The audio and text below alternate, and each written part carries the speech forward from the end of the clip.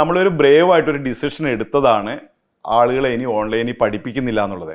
German language പഠിക്കാൻ ഉദ്ദേശിക്കുന്ന കുഞ്ഞുങ്ങളോടും മാതാപിതാക്കളോടും എനിക്ക് പറയാനുള്ളത്, നിങ്ങൾ ജർമ്മൻ ലാംഗ്വേജ് പഠിക്കാൻ ആഗ്രഹിക്കുകയാണെങ്കിൽ നിങ്ങൾ ഓഫ്ലൈനായിട്ട് പഠിക്കണം.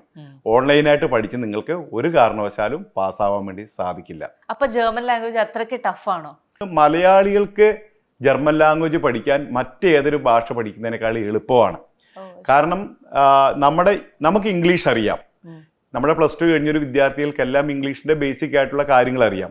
ജർമ്മൻ ഭാഷ എന്ന് പറയുന്നത് ഇംഗ്ലീഷിന്റെ ഒരു ബന്ധ ഭാഷയാണ്. ഒരുപക്ഷെ ഇംഗ്ലീഷിന്റെ അനിയനായിട്ട് വരും എന്ന് നമുക്ക് പറയാൻ വേണ്ടി വരും. അതായത് ആൽഫബറ്റ്സ് സെയിം ആണ്, പുതുതായിട്ട് ലിപികളൊന്നും പഠിക്കണ്ട.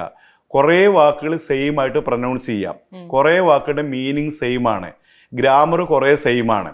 അപ്പൊ നമുക്കതിനെ ഇങ്ങനെയാണ് മനസ്സിലാക്കേണ്ടത്. ഇപ്പം പുതുതായിട്ട് നമ്മൾ തമിഴ് പഠിക്കണം എന്ന് വിചാരിക്കുകയും, നമ്മൾ ആദ്യം ലിപികൾ പഠിക്കണം, അത് എഴുതാൻ പഠിക്കണം, അതിൻ്റെ ഗ്രാമർ പഠിക്കണം, അതിൻ്റെ പ്രൊനൗൺസിയേഷൻ എല്ലാം ഡിഫറെൻ്റ് ആണ്. ഇപ്പം നമ്മുടെ മലയാളം തന്നെ മലയാളം അറിയാത്ത ഒരാൾ പഠിക്കണമെങ്കിൽ 56 അക്ഷരങ്ങൾ പഠിക്കണം അല്ലേ?